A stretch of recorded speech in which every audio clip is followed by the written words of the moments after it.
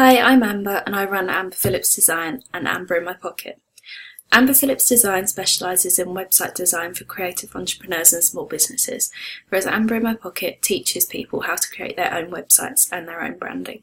I've been running my business for just over 3.5 years now, and I've learnt a lot of tips and tricks along the way that I'll share with you today.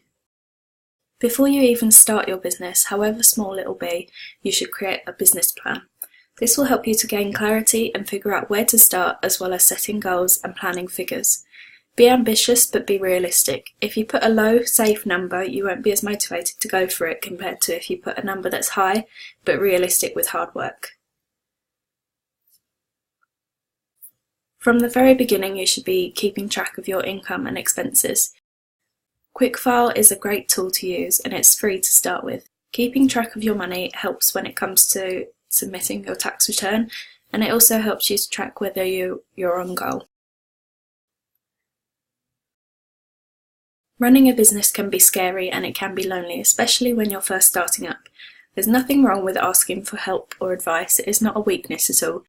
So many business owners have had the same problems and fears, and you'll find that there are many out there who would be willing to help you along. It's also a great place to start building business relationships that could lead to work and partnerships in future. You can connect with other business owners online through Facebook groups or in person by going to local networking events. Be a master of one thing first and then build on it. Especially when you're just starting a business, it can be easy to underestimate how difficult things can be. By starting small and becoming an expert in what you do and how to run your business, you can keep control and expand easier. Don't try to be everything at once. Keep it simple and focus on starting small. Bear in mind that you'll always be learning new things about your business and how to improve. Don't wait until you know everything to start or to expand, because that time may never come, and that's part of the fun. Whether you're jumping full-time into your new business venture or you're a 5 till 9er working around a full-time job, it's important to look after yourself. Don't feel like you have to do everything all at once. Working all hours of the day and burning out won't get you there any quicker. Be realistic about what you can achieve each day and work on the most important tasks first. Remember, there's a difference between being productive and being busy. Market research is one of the first things you should do when you're starting a business, before you start it even. Make sure there's room for your idea and figure out what audience you'll be targeting. You may think it's a brilliant idea, and it probably is, but you need to research to determine whether there is a market for your business idea.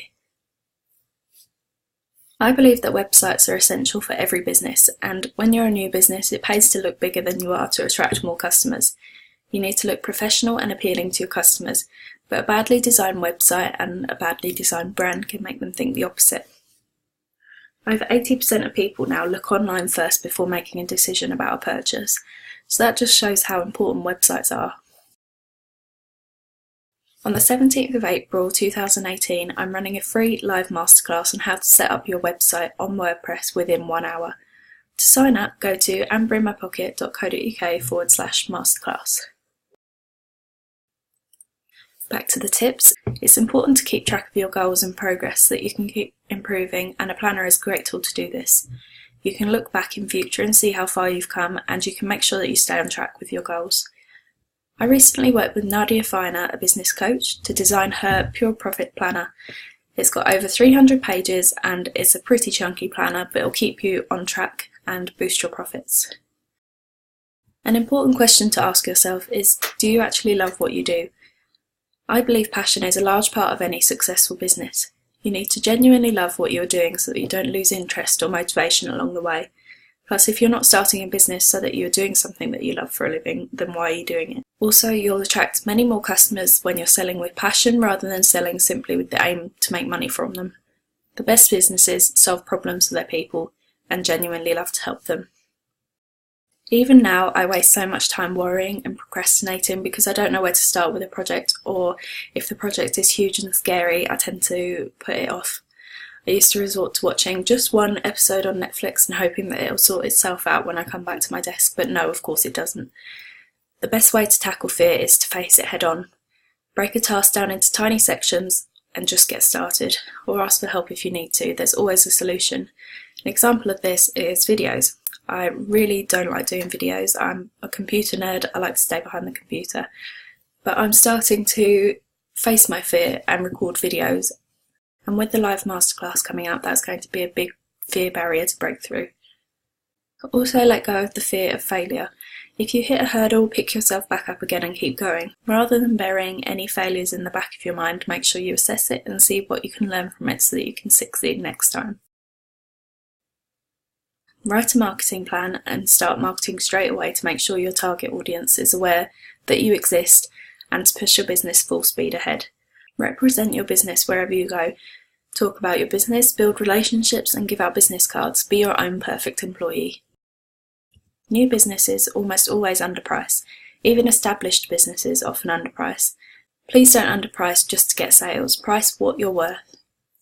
Research your market and determine the prices people are willing to pay, the prices your competitors offer, and what is reasonable for you when you take into account your own costs and your time. If you can, speak to a business coach or a mentor about your pricing.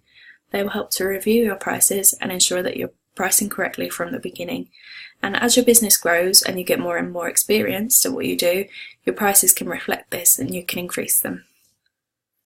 When you're starting a business, it's easy to think that you'll make money straight away and that you'll be speeding through your to-do list, but it's not that straightforward. Things take time and things take money.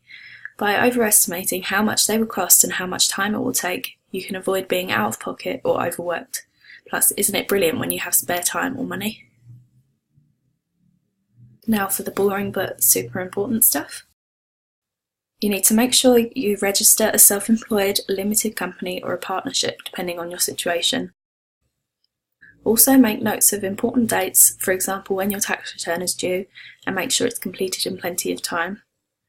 Look into business insurance and any insurance you need that is specifically relevant to your business. For example, my insurance as a designer would be different to a cake business. Find out whether you need to register with the ICO. They've got a questionnaire on their website that you can take to see whether you need to register. Research local laws and requirements for your type of business. And finally, invest in terms and conditions and a privacy policy. I recommend DIY the law for this. Now, just as a reminder, on the 17th of April 2018, I'm running a free live masterclass on how to set up your website on WordPress within 1 hour. Even if you don't have your business set up just yet, it's worth coming along and finding out how you can set up your website.